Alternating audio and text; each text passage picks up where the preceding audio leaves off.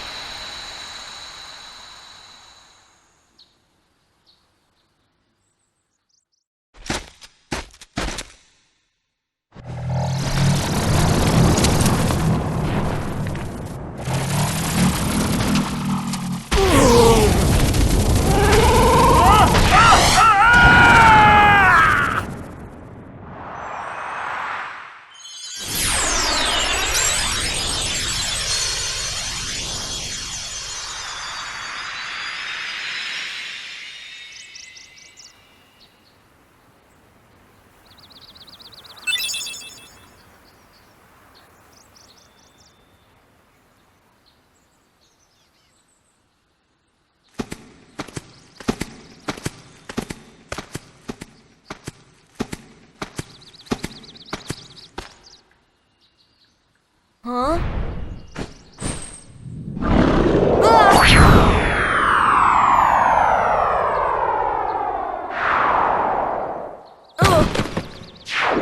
Whoa!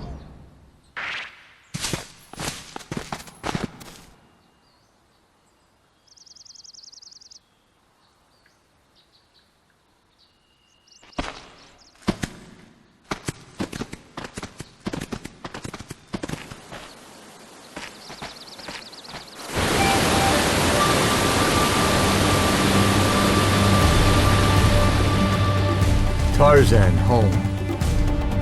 Hello guys and gals, and yes, it's Kaz, the runner of the channel, and I know we don't do this that often here. We don't really do reviews on these boss fights anymore unless they're extraordinary because, well, they just weren't doing the numbers.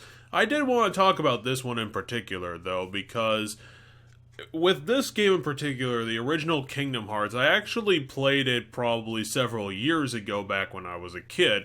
I played the original PS2 version, and because this was one of my first RPGs, you know, the hack and slash thing, I didn't really know what I was doing, so this one was special because this one was kind of the turning point where I learned something essential about playing these games, which is stock up on potions. I didn't have any freaking healing items going into this, so it was a freaking arse and a half to freaking deal with Clayton and the Shadow Sneak, because you have to fight 2 people. They don't, well, at least Clayton doesn't exactly have visible projectiles, so it's kind of hard to dodge what he's doing. And the Shadow Sneak is invisible, so that's fun. So, yeah, I had to learn pretty quickly to go back, find potions, come back to the fight like a normal person. Just learning something so completely freaking obvious here. So that's why this one was special to me, because it was that turning point where I had to learn how an RPG works. You have to keep your heals on at all times. And coincidentally, after this boss fight, you get your first cure spell, which is kind of funny in a way if you look at it right. So Clayton and the Shadow Sneak, I guess it's a decent enough boss fight. I mean, we get to fight an iconic villain from the Tarzan story. We also get to fight a completely ridiculous Kingdom Hearts flavored boss here with the Shadow Sneak. The invisibility thing doesn't really work as well. It's kind of annoying. And this boss fight's just kind of wonky and, yeah, pretty much annoying all the way down. I mean, Clayton doesn't talk because he's being mind controlled by the Shadow Sneak, which is making him do bad things even though, you know, he went on this journey in the first place to hunt gorillas. So, you know, that's kinda revisionist history, I guess. But then again, it's a shotgun in a video game that's being used to try and kill wild animals, which probably wouldn't happen in these internet days.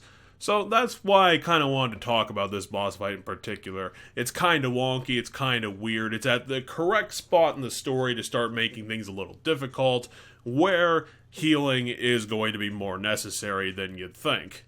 Overall, I think I did way better on this attempt because this was my second one years after playing it originally, so I knew what I was doing. I was able to clean it up a lot faster than Cerberus, which took me a few attempts, unfortunately.